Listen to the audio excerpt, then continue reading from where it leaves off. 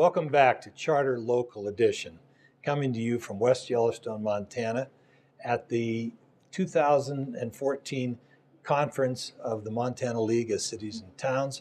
And we're very honored to have with us as our next guest. I'm Mark Staples, your host, and I'm personally honored as a Butte Anaconda native myself to have with us the Lieutenant Governor of Montana. Thank you, Angela McLean. It's been an exciting 8 months for you, huh?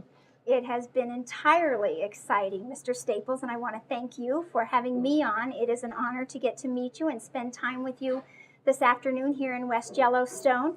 It has been a whirlwind of 8 months. Tell us a little about Angela McLean before she became the Lieutenant Governor of Montana. Before I became the Lieutenant Governor, I was serving as chair of the Montana Board of Regents. I was a classroom social studies teacher at Anaconda High, where I had spent the last 17 years. That's right, go Copperheads. And I was also working in curriculum there.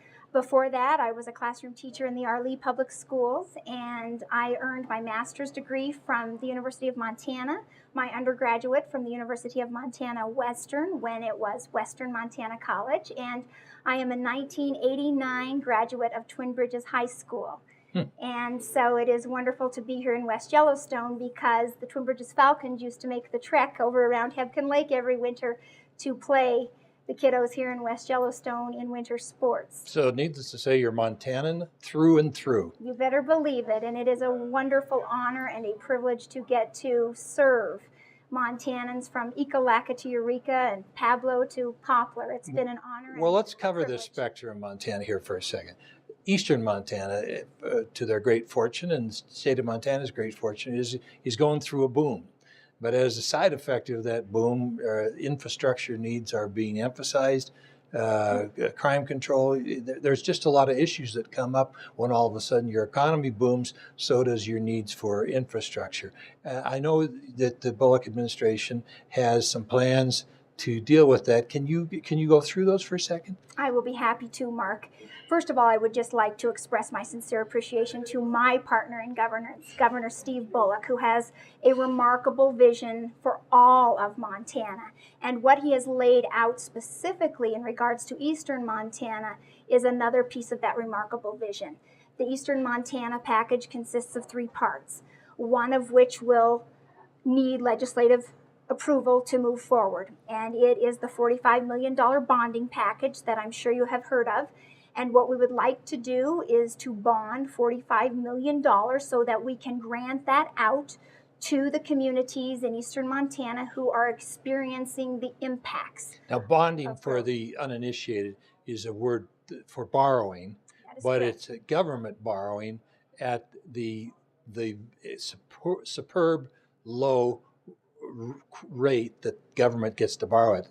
1.5% is that correct? Something like that? Yes, and one of the things that you hit on right there is that Montana has a sterling credit rating, and so it makes far more sense for us in the state of Montana to bond this than to pay cash for these $45 million. Because meanwhile, the cash that's invested elsewhere is making significantly more money on the investments than it would be to use it for this. That is absolutely right. It's far more significant. We know that we're seeing about a 17% return on our dollars left in the bank, and that's remarkable. Can I hire your broker? Absolutely. Oh, okay. The budget director is a former student of mine. David, so we celebrate that. Oh no, Dan Villa, an Anaconda kid, and so we're celebrating the fact that we are a fiscally responsible state. We have the ability to borrow and to pay our debts back better than any other state in the entire union. And so it makes sense for us as a state to move forward and to bond this $45 million and then to grant it out to communities who have needs infrastructurally, as well as those communities who have safety needs that they're asking for help with. And so we think we have a comprehensive package there. We need lawmakers to come to the table ready to make this work from both sides of the aisle. Bonding over cash for the reasons that you just expressed makes far more sense than taking cash out of the bank to pay for these infrastructure needs. The other two parts of the Eastern Montana package that I would point you to, Mr. Staples, are our rapid response teams. Folks from DEQ, the Department of Commerce, Department of Natural Resources stand ready on any given day to go out and work and provide technical assistance with folks on the ground in these communities in Eastern Montana. Additionally, the governor did a remarkable thing in lowering the state revolving loan fund interest rates, and that's going to save Montanans all across the state $29 million in interest rate payments that they would have otherwise made. That's extraordinary, that's visionary, and that's excellence by design rather than by chance, because you have Governor Bullock in office and he has a vision for all of the state of Montana. Well, he certainly can't be disappointed in his appointment of you as his lieutenant governor. Early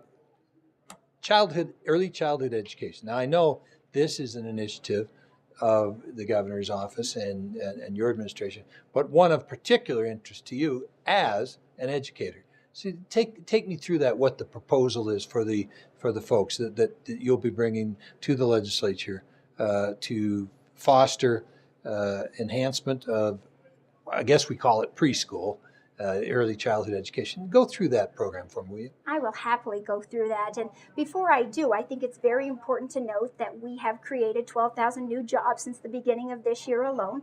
I talked about our sterling bond rating. Things are happening in Montana in a way that they've never happened before. That's not happening by accident. That is happening by design, because Governor Bullock had a vision when he came into office, and that vision was around education and making those strategic investments in education. We saw record K-12 investments. We saw record historic investments in the Montana University system, which allowed me as chair to go to the board last May and to freeze tuition across our campuses. That's not happening across the country, but it's happening because Governor Bullock had a vision, and he worked with the Commissioner of Higher Education, Clayton Christian, to make it happen. Now we're all back from we have an opportunity for preschool. Okay. Now we have an opportunity to further strengthen that investment in education in Montana so that we have a workforce to meet the needs of tomorrow, and that is a piece of our Main Street Montana project. The specific early education opportunity that you are speaking of is called Early Edge Montana, and it would, for the first time in our state's history, provide for state-funded pre-K education. Right now, we are one of 8 states that does not invest in pre-K education. We know that 90% of a child's brain development happens before age 5. We know that there are significant opportunity and achievement gaps that exist for our kiddos long before they come to kindergarten. We think it's time to close those opportunity and those achievement gaps, and we have a mechanism in Early Edge to do it. Right now, the Board of Public Education is considering rules for licensure of pre-K teachers, for accreditation standards, and for educator preparatory standards. We hope to have all of those ready to go by November so that when the lawmakers come to town, they approve the appropriation for this. And we think it's going to cost us, over the course of the biennium, about $32 million. The governor and I are ready to make it a priority because we know that these are the single most important investments we can make, and we believe that it's going to pay dividends for the citizens of Montana now and well into the future. And we've seen it happen just in the course of about 19 months since he's come into office. The strategic investments in education have led to strong economic growth for the state of Montana. Well, I, for one, would certainly not want to be standing in your way. And I don't envy anybody else who tries to take on that task. As we close, and thank you for coming by, and I know it's a busy day here for you here at the conference, and you've got lots of appointments and a lot of people that want to visit with you for obvious reasons. First of all, thank you for coming and spending some time with us. Give me a 30-second close on your vision of Montana. Strong investments in education along with Governor Bullock, and we can see economic prosperity for folks all across this great state. I have visited each of the 7 Indian reservations, and I have visited communities north, south, east, and west. And let me tell you, things are great now, but they're about to get even better because they elected Governor Steve Bullock. And I am proud and honored and humbled to serve as his partner and to serve all the folks across the great state of Montana. Well, we're honored that you would take the time to visit with us. Anything Charter can do to help you out, you let us know. And thank you, the viewers, for tuning in to this dynamic Lieutenant Governor of ours and Charter's local edition. Thank you.